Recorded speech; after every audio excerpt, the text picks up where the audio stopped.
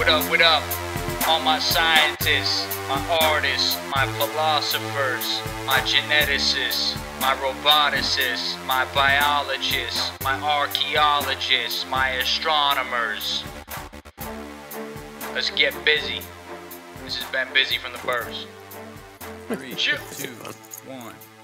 Good morning, good afternoon, and good evening, ladies and gentlemen. This is Ben Busy from the Burbs, broadcasting to you from Osaka, Japan. I'm joined by my very special guest today, Dr. Zak Stein, Chair of Education at Meridian University in Petaluma, California, and the Academic Director of the activist think tank at the Center for Integral Wisdom. Zak, thank you very much for being here today.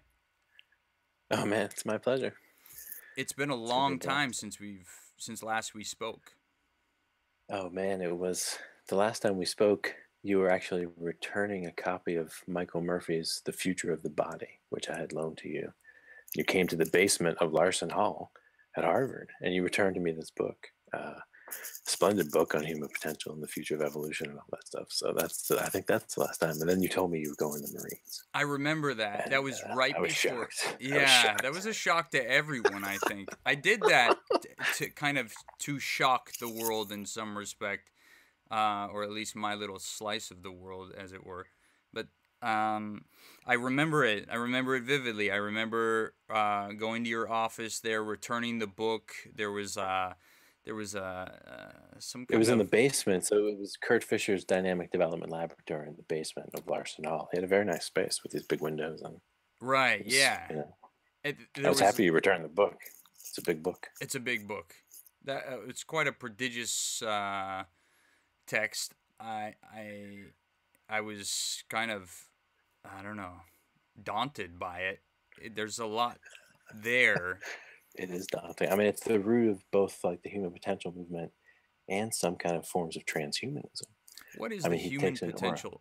What is? I'm sorry to cut you off there. What the human potential movement? What can you define that for our listeners? So, do you watch Mad Men? Yes. So you remember the last episode of Mad Men when he goes to Esalen? Yes. And he has this incredible experience, this kind of East-West blend of like, you know, Freud meets Buddha and all that stuff that happened out there. That's positive psychology. The blend that C.G. Jung actually warns against. Didn't C.G. Jung warn against? Well, that's the thing, is that that was my crass kind of like pop cultural take on it. There's really a strong, you know, body of academic work too, but there's also been this marketable, you know, self-help type approach to it. And you know, I'm not saying it's bad or good, but that's a great way to get a handle on it. Is you know, Don Draper, yes, you know, transforming and like changing, you know, and did a lot of good to the positive psychology movement. Yeah, giving birth. In this story, for those who don't know, in Mad Men, Don Draper is kind of he's really not a person that we should, as people, really be looking up to. This is kind of a bad guy, but he's cast in this kind of... That's complicated. I mean, there's probably better topics to discuss than Don Draper. Yeah, that's true, right? Yeah, well, that's a good point. So what I want to talk about today is your new book, Social Justice and Standardized Testing, a Rawlsian Perspective. We can get into Don Draper on a later episode. He's not going anywhere. Social Justice and Standardized Testing, a Rawlsian Perspective. A little background on... Actually, the title has changed, man. The title has changed, yeah. Is it just Justice the marketing and division Testing? Well, the same before the colon, the same. It's social justice and educational measurement. John Rawls, The History of Testing and the Future of Education. Wow. And it was Routledge marketing department asked me to change it. They didn't like Rawlsian perspective. They thought it would be too obscure. And I agree. I think the title's better now. Yeah, it's they definitely suggested much more specific. Title. John Rawls is kind of I don't know, how would you describe him as an inspiration for he's this? John Rawls is one of the greatest ethical thinkers of the 20th century and potentially of any century. You know, I mean, he's a philosopher's philosopher, but was, you know, deeply influential in some of what were really good times positive American culture. So He was the civil active for rights what movement. time? In the 80s? The 70s? No, the 60s. The 60s. Oh, okay. The 60s. Great Yeah. time to be So alive. A Theory of Justice was published in 1971. It was Mm. a culmination of much of what in the civil rights movement, and of course, what Emmanuel Wallerstein calls the revolution of 1968, which was a global revolution of values Mm-hmm. and a push against both the right and the old left. Mm. You know, and Rawls articulated this kind of crystalline theory of justice that distilled social justice down to, you know, something that could be known in a cognitive way. Mm-hmm. So the analytical philosophers were all saying, oh, you know, ethics is just about how you feel. It's Mm-hmm. just like, you know, follow your gut. And Rawls was like, well, yeah, that's true. But at the same time, there's like a mathematics of perspectives in it. Mm-hmm. You know, there's a way that you can tell if someone's getting screwed over. Right, you know? exactly. There's an actual metric. There's a measurement there, and it deals with measurement. Yeah, it deals with measurement, and that's, you know, justice holds a scale, Mm-hmm. right? The image of justice, the Mm-hmm. kind of archetypal image that you see in front of a courthouse. You know, it's a woman who's blind, who's blinded. She's not blind. She holds a scale and a sword, usually. Mm-hmm. So John Rawls is a pretty epic figure. You know, A Theory of Justice is an incredible book. It's one of these monumental books that just changed the shape of the whole discourse in philosophy. Mm-hmm. And you know, he of course was in dialogue with Habermas and, you know, other great thinkers at the time, and was in Kohlberg, interestingly enough. They were both at Harvard. Where was he based? Harvard. He was at Harvard. Yeah. He never went to Cali anytime. Like, he was never. You know, my guess would be everyone passed through Stanford at some point. You know, it's like in the Ivy League. If you want to get like pretentious about it, it's okay. like Rawls, I'm sure, spent time at Stanford. But Esalen. Esalen. No, Rawls was not part of the human potential movement. No, Rawls was an old school kind of like, you know, lived in Lexington, bro, like right by where we grew up. Right. And just was a, you know, he was a privileged white man writing about, you know, incredibly deep topics, and but was very conventional by many standards. He was not a radical, you know. He didn't do field work. You know, he wasn't like Kohlberg, for example, who smuggled Jews into Israel and worked in prisons and built schools in the inner city. You know, Rawls was very much in the ivory tower. And so I had to take some pains in the book to actually justify using Rawls, because there's a kind of postmodern reception of Rawls that isn't too, you know, too positive. I see. So that's one issue. Maybe why? Because just from a layman's perspective, like, I had never heard of him until I started seeing some of your status updates, kind of citing him, quoting him, dating back a couple of years, maybe more than a couple. And I was like, who is this guy? He must be important because Zach keeps mentioning him, but I never... Well, he's important to me. I mean, but like I said, and he's important if you do any work in, you know, ethical theory or philosophy. If you study philosophy and ethics in particular, you're going to know John Rawls. Now, are you going to spend as much time with John Rawls as I did? Probably not. But I really like John Rawls, and in part because he's connected to Kohlberg and this whole tradition of what we were just discussing, the cognitive, you know, kind of moral realism or cognitivism in ethics. These are like the underpinnings of justice. The underpinnings of justice, the kind of perspectival calculus, if you will, of, you know, whose voice is heard, whose voice is not heard, and why. And like I said, you know, and you know where you're getting screwed over. Yes.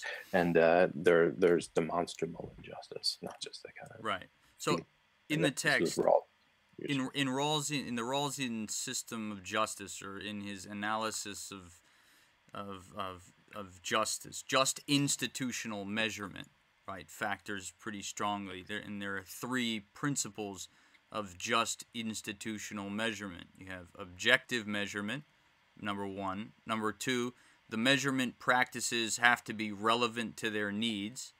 Maybe you can expound on that. And number three, the measurement practices that are beneficial to them directly. What does that mean? So they have to be beneficial, relevant, and objective. If you take a step back, because those are the measurement principles that I propose in the book. I see. But they're based on Rawlsian principles, which are actually more basic. So the Rawlsian principles of justice are, that you need a system of equal liberties, which means my liberties and your liberties are the same. Mm-hmm. And you do not get more liberties at the expense of my having less liberties. Mm-hmm. And the only time my liberties constrain your liberties is for the sake of more liberty for the both of us. So it's this system of liberties. Mm-hmm. And that is seconded by a kind of distributional system where any difference in the allocation of social goods or social resources has to pay attention to the least well-off first. And again, this is based upon what it feels like to be on the receiving end of injustice. And Rawls brings that into light and says that, listen, anyone could end up on the lowest rung of the ladder. Right. Therefore, we have to care about that rung.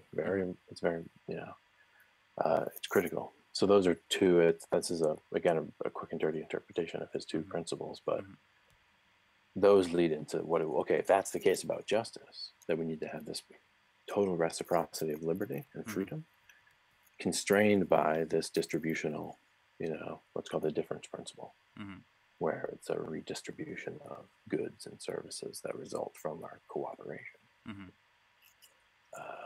It sounds kind of Marxist. I mean, we're talking about redistribution of... No, Rawls would slap you in the face for saying yes, nice. Slap me, Rawls. Slap me. You certainly would. You certainly wouldn't. Rawls actually Rawls had a stuttering problem, interestingly enough. Did he? And Habermas has a speech impediment. Okay. It's remarkable that it just speaks to the field is so based on text and there's so much generosity. So I'm sorry.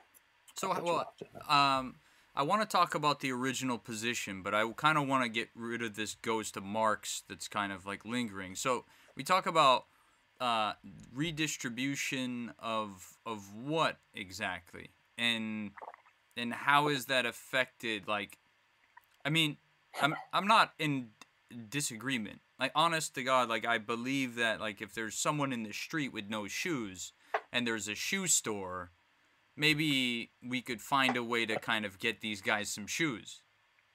I don't know. Right. I mean, no, that the ghost of Marxism, it's an interesting way to put it. It's because he does feel dead, and Rawls would have to hold Marx at arm's length because he was in memory of McCarthyism. You know what I'm saying? So like, you and I, growing up as Americans, don't understand the richness of the Marxist and heterodox economic discourse. It's incredible. Europeans do mostly, even in England. But we had this interesting reception. So although Rawls has Marxian elements, most Marxists don't really want to deal with Rawls. And Rawls was like I said, holding Marx at arm's length. His essays on the history of philosophy deals with Marx and says that basically, the Marxist communist utopia, there is no question of justice because there's total plenitude. Justice is about how you distribute scarce resources, right? And so it's fundamentally this logic based on kind of lack. And Marx posits this kind of post-capitalist, plenitude of distribution. And so it's a different thing. Rawls is talking about our society now. And he's talking about limited resources and the distribution of rights. It's not about just money. It's about, for example, the right to political participation as a liberty. So if money translates into power simply and easily, that becomes a problem for the equal distribution of political liberty. Well, even more so now, given the political climate of unchecked, what do you call it? The SuperPACs, Citizens United decision allowing private corporations to basically... Yeah, and Rawls saw that coming. So Rawls warned against that explicitly 5 or 6 times, I think, in the theory of justice, about that it can't be a just society when money translates into power simply and easily and subverts democratic processes. So Rawls is interesting. The relation to Marx is interesting, but Rawls was not Marxist. And this book is not a Marxist take, although I have tremendous sympathy for Marxist views of education, especially Bolsongin's School in Capitalist America or Michael Apple's incredible work. I'd like to speak more about Michael Apple in a bit here. If I could ask you another question, the 3 principles of just educational institutions. So you lead off kind of in the book talking about justice kind of more generally, and then hone in on injustice as it's kind of built into the current system of education that we have in the United States? I mean, I don't think injustice is not built into our. Okay. Injustices occur Right. in the school system, absolutely. And I look at some of the ways that standardized testing has contributed to some of these injustices. Mm-hmm. But I also look at the, I also look at the opportunity for testing to serve justice. Okay. I actually argue that you need tests All right. to, for example, show that we have equal opportunities of education. You actually need some way to objectively determine Mm-hmm. that we have the same exercise of educational freedoms. Right. So you're not positing that there is like a conspiracy against the historically disenfranchised. You're saying that this happens just kind of as a result of it's just kind of There is a happenstance. conspiracy. Excuse me. There is a conspiracy against the who are historically disenfranchised, but there is also a conspiracy to help the historically disenfranchised. Yes. Right? There has been a systemic ideology of privilege and lack of equality, but there's always been an anti-systemic discourse. That began with the global revolution of 1848, and then, like I said, the 1968 wrote. And so yeah, it's both ways. And testing is exactly that. Testing's been the sharp end of the stick. Testing's been used to both show inequality and to help remediate inequality. Right. When you were teaching at Harvard, did you encounter? I mean, you must have been coming up against it on a daily basis, but this just like abject, I don't know, ignorance as a product of affluence or privilege. Well, yeah, I mean, to tie it more to the testing thing, and the kids who got into Harvard were good at taking standardized tests. One of the things that tests do, and I look at the SAT in particular, the people who built the SAT are the same people who built the atomic bomb. Like, same ethos in a sense, and same amazing scientific accomplishment. And you can make some arguments about the value of the SAT at a certain period of time. But the truth of the matter is that SAT scores correlate with socioeconomic status, better than they correlate with anything else. And so yeah, your question's kind of to the point. Now, I'm dyslexic. I snuck into Harvard. They didn't even want to look at my application. And Kurt Fisher, whose laboratory was last time I saw you, he told me to look at it when they let me in. But they said I had to prove that I could be there. Right. To get, so anyway. It's unfortunate that path isn't more readily available. That like there is this traditional way into what, for all intents and purposes, are the greatest schools in the United States, quote unquote. We have to understand it's the idea of the meritocracy, right? Basically. Right. This is, again, to Rawls, talked a lot about meritocracies, because one way to think about justice, again, the kind of perspectival calculus is that, well, justice has to do with what rewards get given to whom. And it seems like some people maybe deserve more because they contribute more. Or some people, should wield more authority because they see more and understand more. And so the SAT the idea was that instead of having the Ivy League schools be kind of all the aristocrats get in, right? You go there because your dad's dad went there. Instead, you get in because you have this objectively kind of measured sense of merit. Right. So it's this meritocratic ideal, which the idea was that to compete with the Soviet Union's communism, we had to not have the old school or aristocratic idea. So you bring it, you kind of try to flip it, but it's basically been debunked, like on multiple levels. Like the meritocracy has been, kind of disrobed as basically a aristocracy, disguising itself as a meritocracy.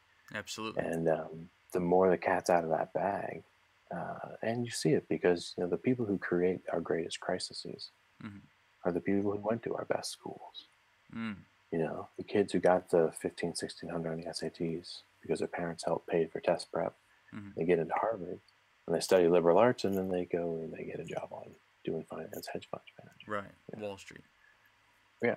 And it's and they're wicked fucking smart because these tests are hard, but it's clear that it's a unidimensional measure of a multidimensional person. And so anyway, so that's a taste of some of that with the SAT. And I'm not critical of the SAT. It's not a metric for intelligence, though. Like, what do we mean by intelligence? I, to this day, still haven't been given a good functional definition of what intelligence actually means, whether it's in artificial intelligence research. When I talk with friends that are doing research in machine learning and artificial general intelligence, it's like, well, okay, but what is it? What is intelligence? Dude, I mean, come on. It speaks to your intelligence that you haven't bought some pat simple definition of intelligence, right? Because there's, I worked with Howard Gardner, who of course created the theory of multiple intelligences, and he'd always say that intelligence is a political concept, and that the measurement of intelligence is actually a deeply political concept, and but it's also a scientific issue, So I like to separate, for example, when I talk to philosophers of mind and neuroscientists and robotics people, about the difference between sapience and sentience, right? Sentience is more basic. Sentience, I believe in many things that have sentience way down to plants, right? But sapience is different. Sapience is so-called rationality, intelligence. And, from a Piagetian perspective, it has to do with a kind of high-level equilibration between the organism and the environment.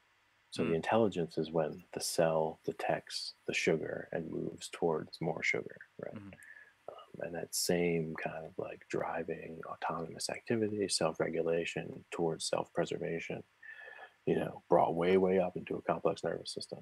This is Piaget I'm channeling, that's intelligence. And it evolves and changes over the course of life. Differs between different animals and so on. So kind of a I don't know. We're in intelligence now, but I want to get back to like the measurement. So in your book, you discuss 3 principles of just educational institutions. I guess I want to get back to education. Number 1, that they provide for educational primary goods. Maybe you can define that for the listeners. Number 2, that they contribute to a system of institutions that secures equality of opportunity for all. And number 3, that they make possible individual self-actualization. That's kind of that's kind of a loaded term right there.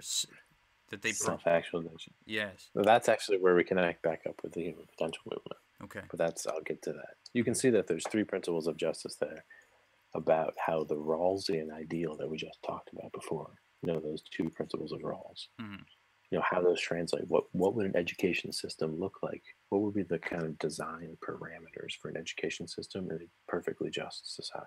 Yes. It's a thought experiment. Yes. It's a thought experiment. And so these are the principles, the design parameters. And, the first one has to do with the idea of basic educational goods. And this is the quote unquote amount of education that everyone is due just by virtue of being a member of our society. It's basically saying just like we'll give you water and rice, we'll give you an education. And the more just the society, the more opportunity there is for that. Those basic rights expand. And we've lived in a time since the end of the Second World War in particular, where those that have expanded incredibly, in terms of the access people have to education. Now, what's happening as a result of that is a different story. Student loan debt and all these other things, the marketization of education. Right. But there's still a lot of education to be had. But absolutely. we're having With the more internet. complex. We're having more we're having more complex conversations about what is a basic educational good. So that's the first one. The second one is as it sounds, you know, everyone gets equal, everyone gets equal access to it. And then the third one has to do with this really interesting Rawlsian concept of the Aristotelian principle. And this is the idea that all other things considered, humans prefer to do more complex work kind of in the state of flow, and that's non-alienated. And he had to kind of assume that as a basic principle in moral psychology to get the model off the ground. And basically it says, listen, you know, we want to be challenged. You know, we don't want to do stuff that we think is meaningless. And we don't want to be exploited. You know, let us exercise our free labor. And so education relates to that in an important way. But we also want to be lazy. We also want to do the easy job. Oh, Rawls would allow for rest and leisure. I mean, he's got all that, and that goes almost without saying. But the point is that, you know, we're creative beings, and you know, Rawls is aware that an unjust system can kind of distort creativity, and then that turns into, you know, malice or other, you know, the opposite of virtue.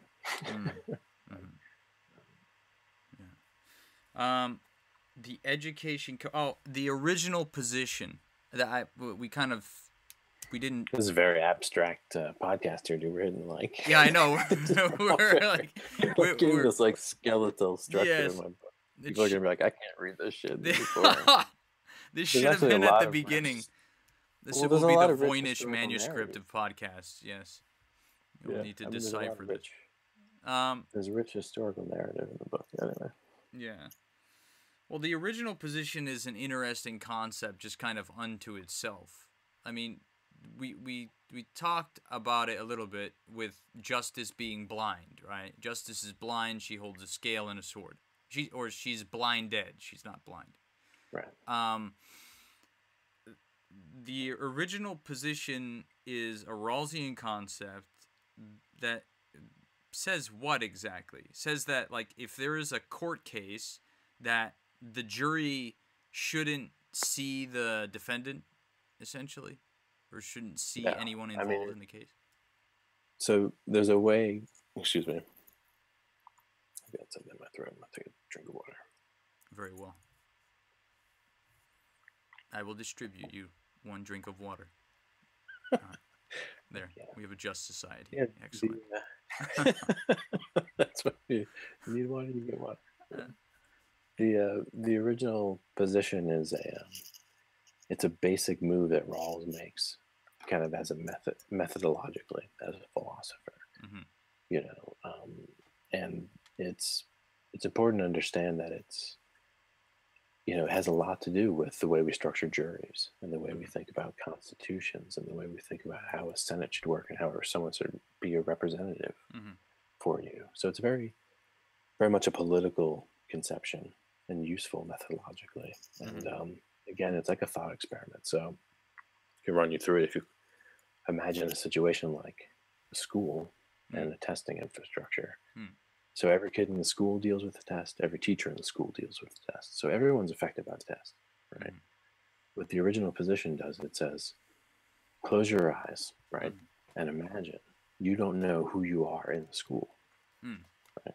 You don't know if you're the teacher or the student, if you're the learning disabled student, if you're the, you know, teacher with 50 kids, or the teacher who is in the school that gets good funding. You don't know who you are in this system. Right. Could you agree to the test? Could you agree to the system? So it's basically, it's like the veil of ignorance says, essentially, to forget your own particular position, your own particular subjectivity, your own kind of positionality. Imagine you could end up anywhere. Could you still consent? Could you still consent? Right. Is this a good deal? All things being equal, is this a good deal? Yeah, not just from your perspective, but from anyone's perspective. And it's very simple. You know, but Rawls distilled it down to this kind of exercise and perspective taking with the veil of ignorance. And you imagine you're drafting a constitution. So it could be for a company, or it could be for a country, or it could be for a relationship. You know, and you draft it and you write it, and then you imagine being anyone affected by it. Could I consent to it? Would I sign it? You know, and so it's about making the norms that govern social relationships transparent, and running what Kohlberg called moral musical chairs, right? A kind of ideal perspective taking, where you sit in everybody's shoes, right? You sit and you wear everybody's hat. How do you and you think contend? through it. Right. Yeah. How do you contend with the radical opposition to the proposition that injustice exists at all in society? Like, there are some people who are born in the lap of luxury with a silver spoon in their mouth, red carpet rolled out before them. I've heard it likened to like they were born on third and thought they hit a triple or something like that. I've heard this said about people like Donald Trump, etc.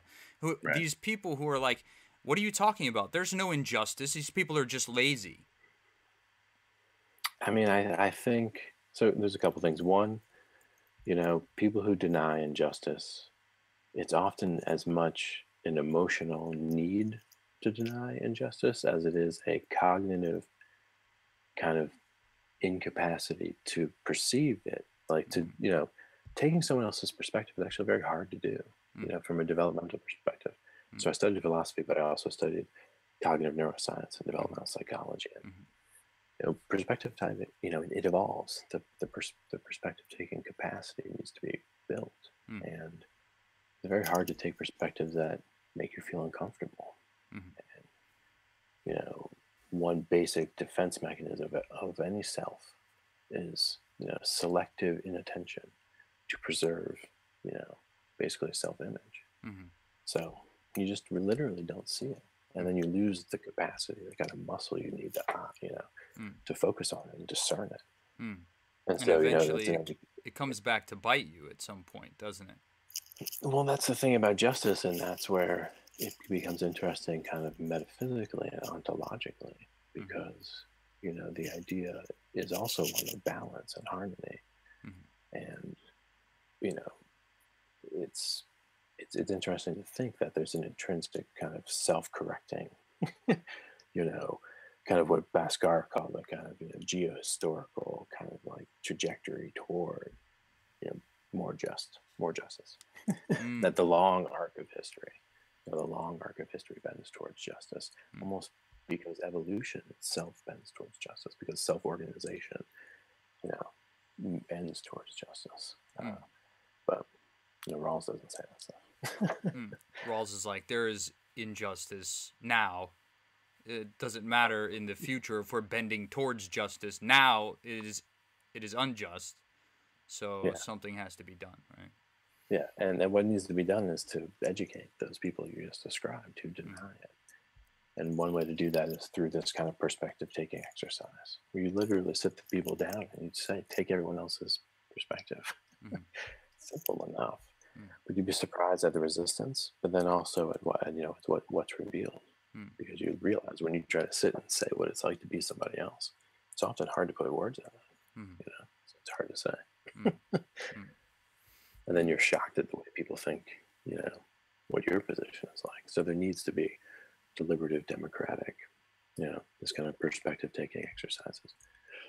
You need to consciously do it. You need to consciously engage in it. There's no way to passively suggest that, or maybe there is. Maybe there are some social scientists who've devised some way to kind of get people like subconsciously to consider taking someone else's perspective. That's what the law is, right? I mean, the law is essentially trying to be,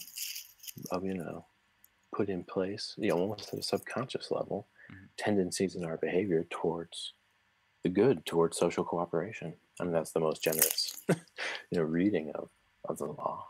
And that's how Rawls would want legal systems to function, that they would be essentially pace setters in the evolution of moral consciousness. The law would say, we ought to not dump environmental toxins. Right. And the companies eventually say, okay, And so maybe that's a good idea. idea. The law tries to maybe my kids are getting but sick. Right, but it's more complicated than that. But so the law can do it, and then people say the arts, culture, aesthetics, that a beautiful building will kind of raise the tendency of kind of empathetic kind of openness in the space. The ugly building you're going to have, that's where violent acts are committed, an ugly place. So I think there are all these subconscious influences, and then of course other people influence our sense of justice more than anything else. Right. Yeah, The future. Schools, yeah. The if I could change gears for a little bit. Do So, the future. You outline there are several things here. The possible futures of testing, are any of them good? That was my question. What? Yeah, of course. Okay. There are amazing futures for testing, you know. And you know, the nonprofit I started, Lectica, is an example of that. It's a research-based organization, and it's trying to build developmental assessments based on the learning sciences instead of building standardized tests. You know, basically, they're more driven by economies of scale and, you know, the affordances of mass administration technologies and accountability.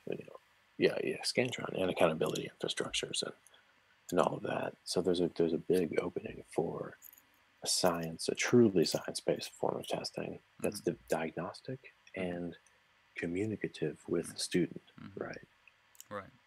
Which is to say that it allows the student to construct a response, to express themselves, not just to select their response. Right, exactly. The thing is, how do you store something like that? Dude, all kinds of ways, man. I mean, we can talk about qualitative coding and the training of human raters, but we can also talk about complex computerized forms of data test analysis. I mean, you know, open-ended. I mean, the SAT, there's a lot of writing, but the whole point is to get away from, you know, the need to think of a test as having to go into a black box and get objectively evaluated. So we have forms of assessment where we give the students the rubrics and they score themselves, right? So you write an essay, and then we give you this research-based rubric, and you reflect on your essay in terms of the way that we've scaffolded you to see your own writing and reflection and reasoning. So it doesn't disappear. You're in touch with it. And then you can go to the teacher, I don't like this rubric, and the teacher says, oh, we can tweak it, right? Or we can think through why it does work, and you should understand that the higher level is, you know, a more rational way to think about it. So it's a self, you know, it's useful to the student immediately. And it evolves with the student, like through their well, it evolves with the education. Ideally, a just educational assessment infrastructure would evolve with the school as the school evolves. It wouldn't be imposed upon the school. You know? There would be constraints on, you know, the limits of these self-created infrastructures, but they'd be driven at the level of the teacher, and the teacher would have to be a sophisticated participant and paid like the best doctors. Yes, right. You know? And all kinds of factors would have to move around an infrastructure like that. The future of the school, the future of testing. We have different methods. Like you have the Montessori method. What can you speak to the Montessori method as kind of embodying any of these possible futures? I know if you could give us a little bit of insight. You went to Hampshire College, which is kind of a unique university in that there's no really structured curriculum, right? The students kind of self-determine.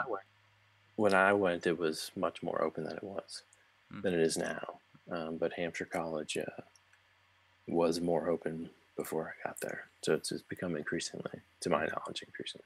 Anyway, it's a great school, but you're right, but it's not a Montessori school. Okay. You know, it's an alternative school like Evergreen or New College. But, you know, Montessori method is a particular and sophisticated.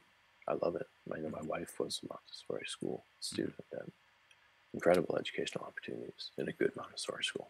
You know, but you also want to, you know, you want to be cautious with any kind of, you know, system. And I don't know it well enough to kind of really give a definitive. When you were at Hampshire College, Montessori school, so. I'm sorry, what did you say? I said I don't know the Montessori. Oh, okay, the Montessori method to speak to well it. Enough to, well, at Hampshire, for example, at Hampshire, it's a self-determined curriculum, right? You kind of like have an idea of kind of what you want to study, and then they assign you mentors based generally on that, and then you kind of work towards developing the curriculum. Now, there's not a lot of border there. Like, you need to be rather pretty self-disciplined, I would think, in order to succeed in a model like that. Did you see like cases where it's like, this just isn't working for this person? Like they need more structure. Right, and this is my point about the Montessori method as well. I mean, uniqueness kind of rules the day when it comes to education. Like, individual differences are to be expected, and so Hampshire was really good for me. But you're 17, 18, coming out of high school. It's hard to be self-directed for most kids, and so a lot of kids spend a lot of time at Hampshire not getting any credit, and so they've changed it. And it's interesting. I did my self-directed project at Hampshire was about Hampshire. Really? and it was about it, the founding philosophy of Hampshire College, which is interesting. But just a little fact relevant to this exchange is, the incoming class of Hampshire, the first incoming class, the early 70s, all the kids were like 21, 22, some were even older, because they'd taken time off, they'd done the Peace Corps, and then they were going to college. But my incoming class was, like I said, 17, 18, and they just couldn't handle it. So it's interesting that demographic shifts and cultural shifts affected Hampshire's ability to be the kind of elite, weird training institute it always wanted to be, where all the 5 colleges sent their students to Hampshire as a kind of sandbox for the most gifted, was the original philosophy. Again, a kind of meritocratic ideal, but kind of, tweaked in interesting ways. And it worked for some students. And the original faculty, which I worked with, were amazing. It's a great experience. You have a quote here from the book, Deliberative Democracy Guided by the Unforced Force of the Better Argument. I like that.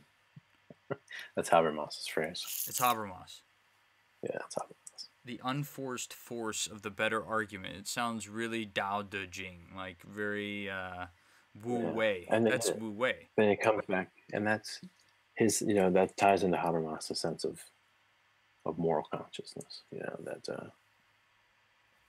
That you can't deny someone's perspective, and the sign of injustice is when there are perspectives that are systematically removed from discussion. And so it's not the unforced force of the better argument. It's force determining which argument wins. And so Habermas is, of course, opposed to that.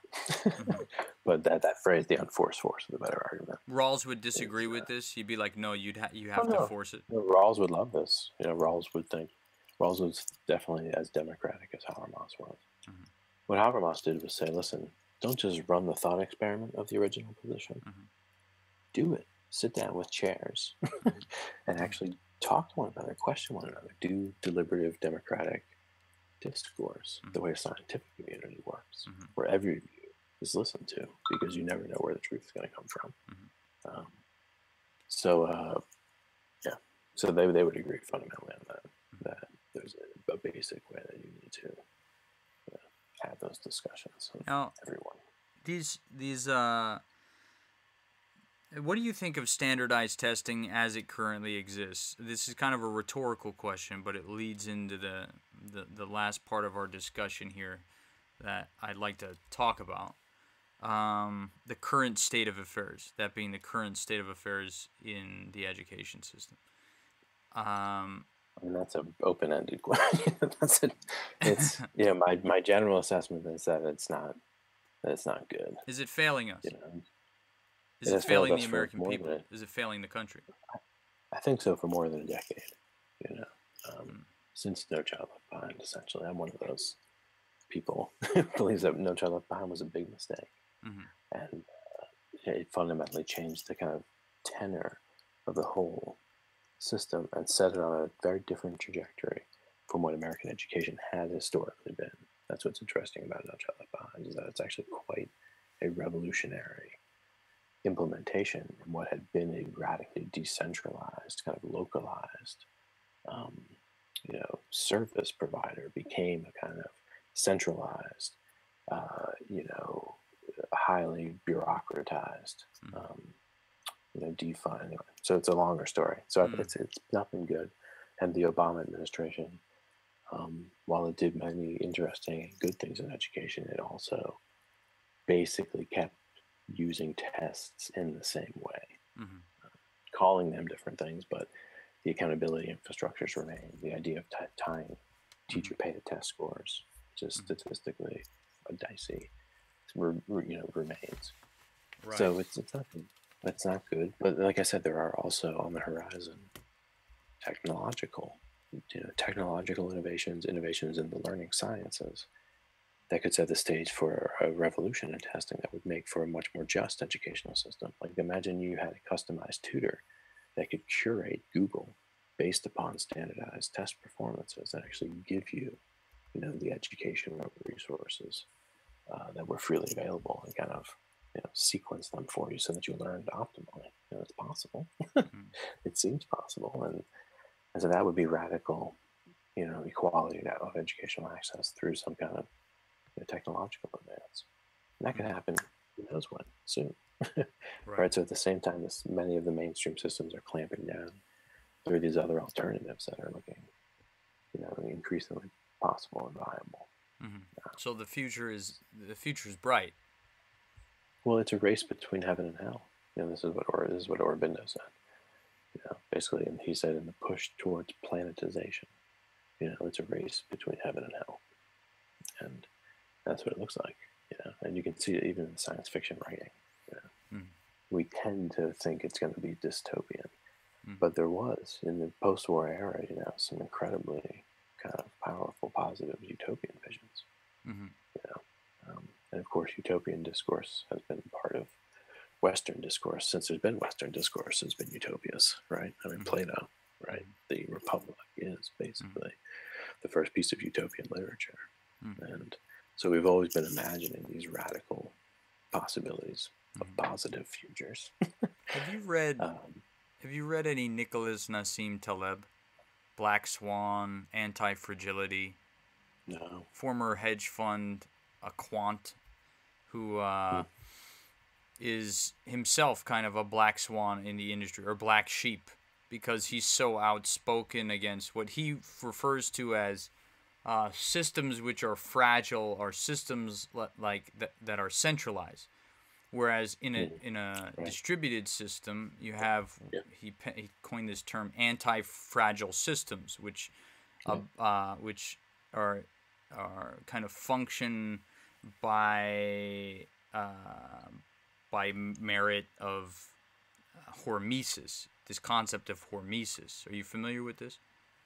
I'm not, but I'm familiar with this idea of complex dynamical systems that have inbuilt redundancies, and anti-fragility is a great word. It's interesting that you say complex dynamical systems, because he works at NEXI now, near Harvard, he works in conjunction with Yanir Bar-Yam, who is in charge over there, and it's all about complex systems. When in a complex system that displays, it's the only kind of systems there are, man.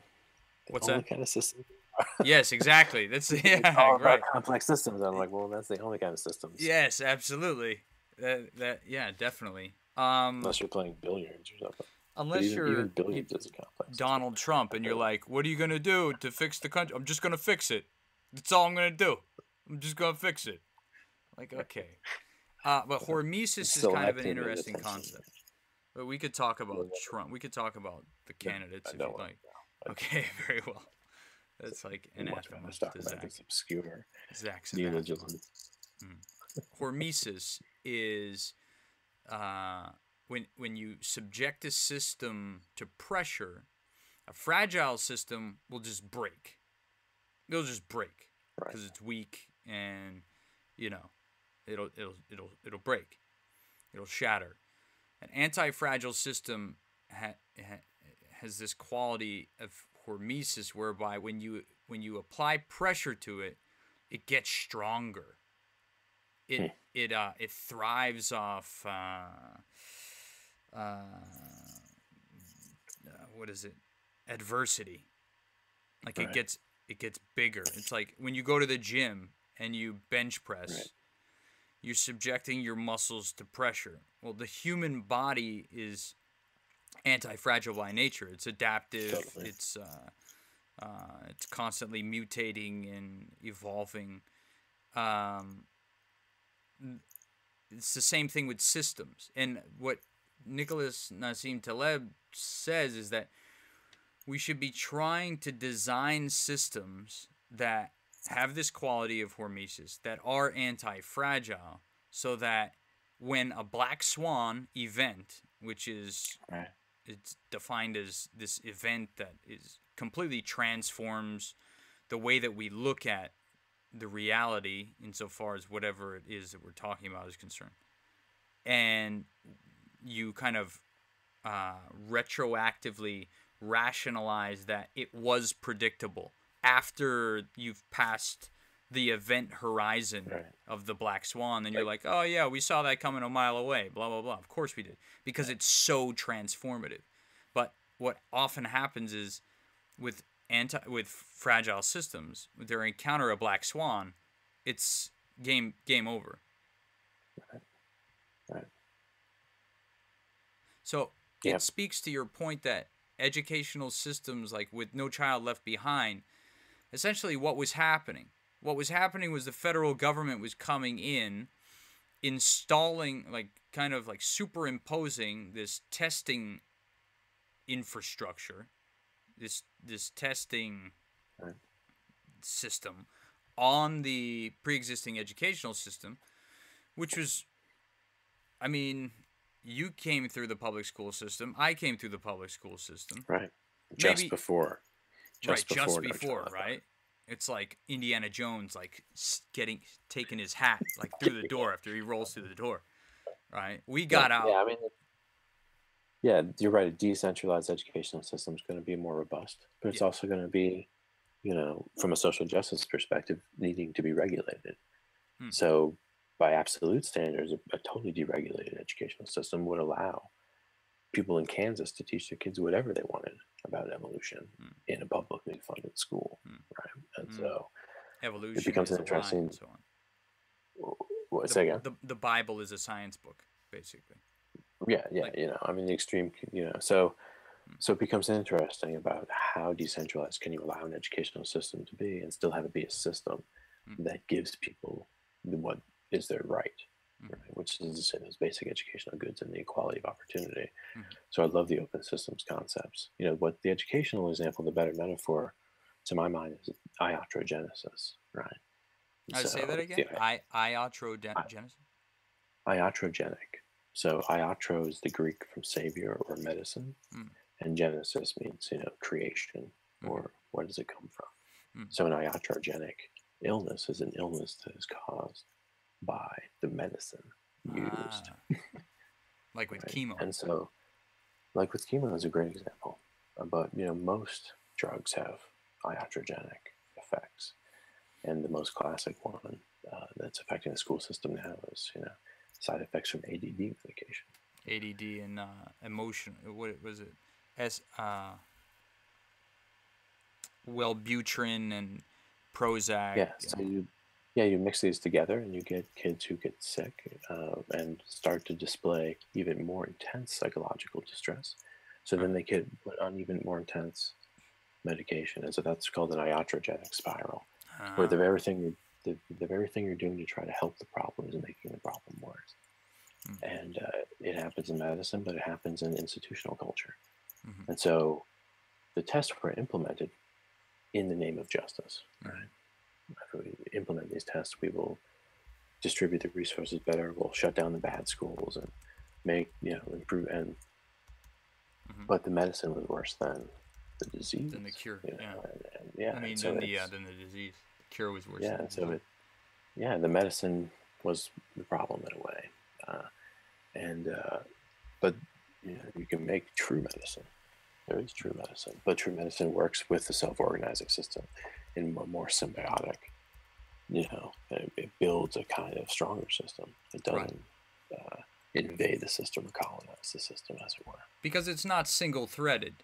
If you're talking about ameliorating a health condition, prescribing a medication should be one point in a constellation of prescribed whatever behavior in order to better that person's condition. It's complicated. I mean, I think the situation with agribusiness and large-scale agriculture, the situation with pharmaceutical industry, the situation with the educational, what will become the educational industry. You have to be careful what products of industry you put in relationship to your most important assets. And the educational system affects people in a very profound way, and it's always been that way in America. Education, it was the New West. It was like we got to California, and then we're like, all right, Hawaii, Alaska, but then there was no more frontier, and education became a place where you could get that new land, where you could go from working class to upper class. Education was that the new horizon, and so it's always played that role, and it could again, and that's my, I think, belief. And the point is that the social, the justice-oriented testing, as I described it earlier briefly, would include teachers and students in a profound way and be based upon an educational system that is flooded with resources, that prioritizes equality of opportunity. That's best case scenario. I mean, to get there though, what could students and teachers do tomorrow? This is like it's such like a BS question. I know it's like complete nonsense. It's like it's not though. I mean, it's the perfect question. What do you want? Justice. When do you want it? Now. Yeah, I mean that's the perfect question, and I think first of all, we need to start talking about it. And I'm not a teacher. I don't work in the public schools. I don't have a kid in the public schools, and so I don't have the skin in the game in that same way. And so I can't tell somebody what they should do in any given particular situation. But I can say that on a whole, the more resistance to the testing practices, the better. But it needs to be kind of an articulate resistance that needs to point to ideals that are shared by a wide swath of the population. And that's one of the things testing has done. And it's a bipartisan. It's you have both the extreme libertarian kind of Christian right who hates the tests, but you also have the kind of intelligentsia liberal East Coast left who hates the tests. Everyone hates the tests. They have different groups. They have different groups, different affinity groups. But so it's an interesting resistance movement that's happening. I documented in the book. But there's still a kind of inarticulacy about just why these tests are bad. It's not just that the arts and music and gym get cut. It's not just the test prep stuff. There's a more fundamental way. It's a systematic injustice. So it's because it's a measurement infrastructure. But that's a whole other aspect of the argument in the book. Well, we're just about getting to the end of our hour. Dr. Stein, I want to thank you very much for coming on the program, and we'd like to invite you back on at a later date if you would be interested in doing that. Great.